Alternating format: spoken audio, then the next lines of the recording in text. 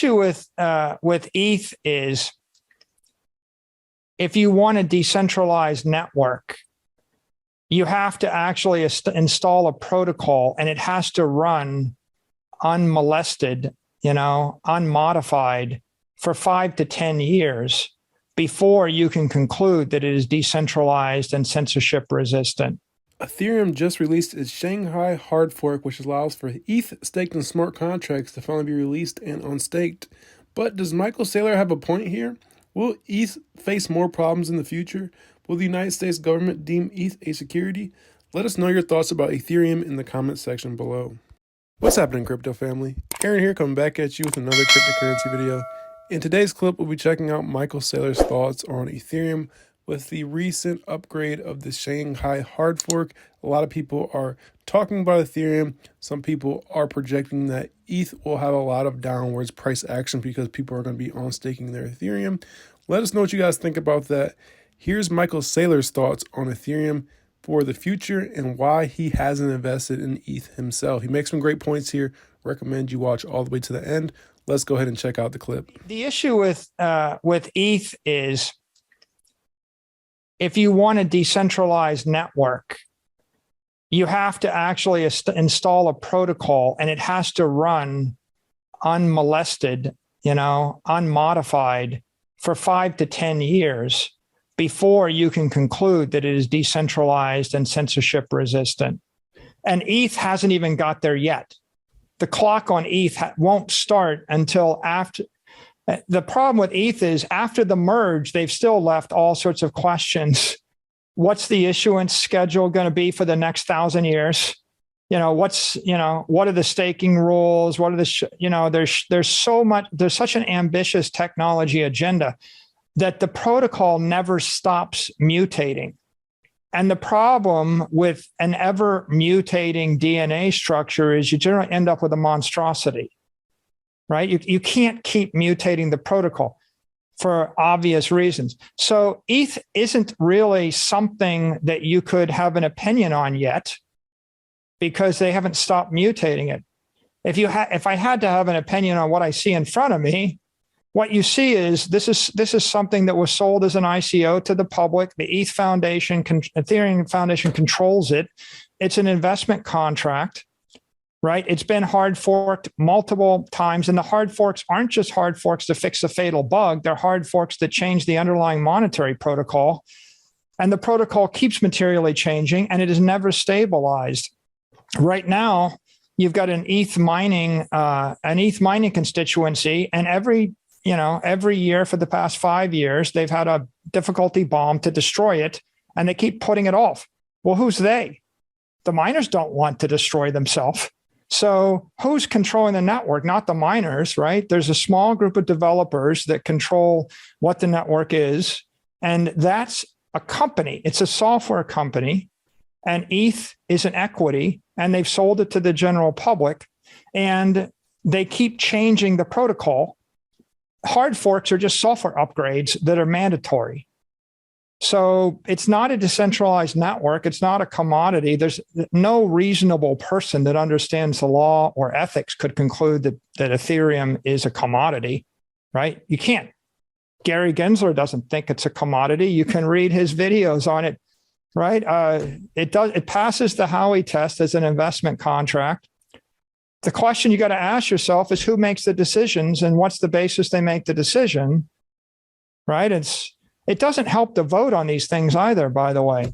Like if you vote on them, companies vote on things. If the shareholders get a vote, that makes it a security, right? The only way to establish a commodity in cyberspace is someone has to follow Satoshi's example. The example is you create the software, you give it to the world with no economic motive, right? And the protocol is set forever and no one changes it. So if you're going to change it, like you could justify fixing a bug.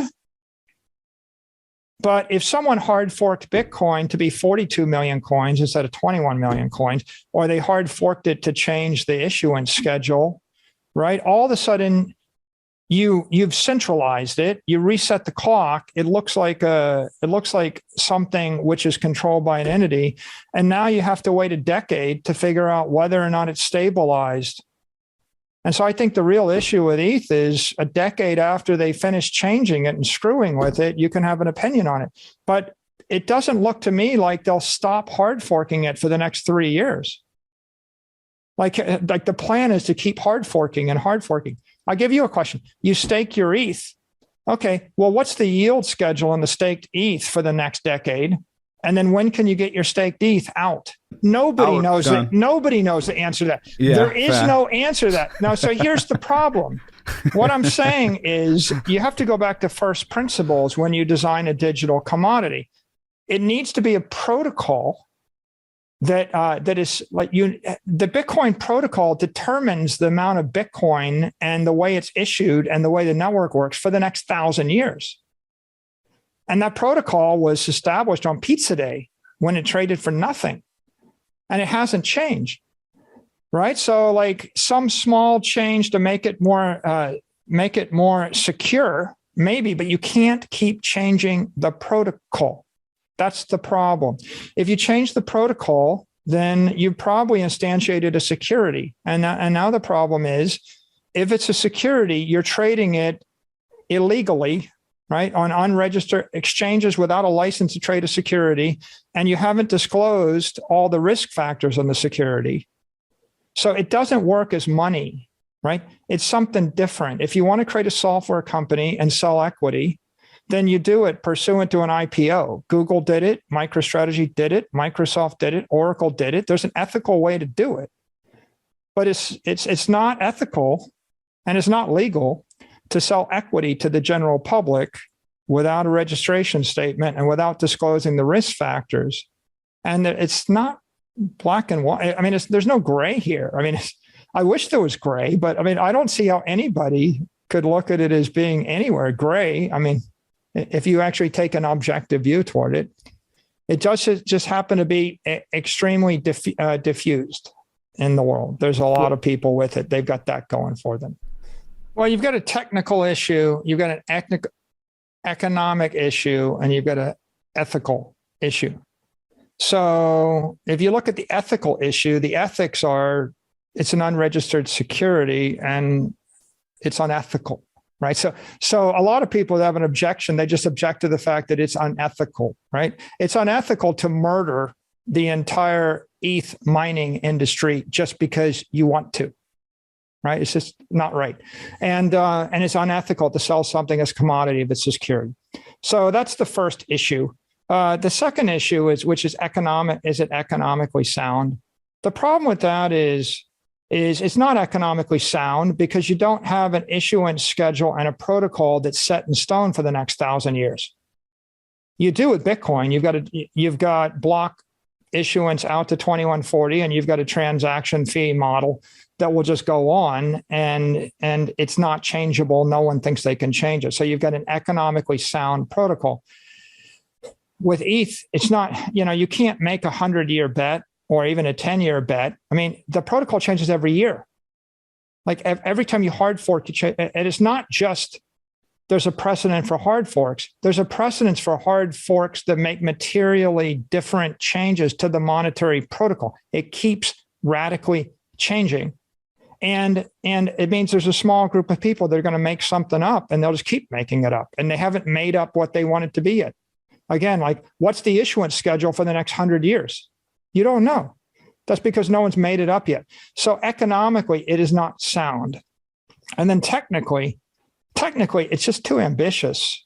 The problem with the smart, it's cool, but there's like billions and billions of dollars of hacks. I mean, starting with you could see the writing on the wall. Have you guys read the Cryptopians?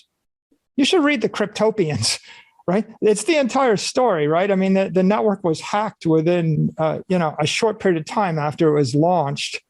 And then it was hard forked, right? In an ethical lapse.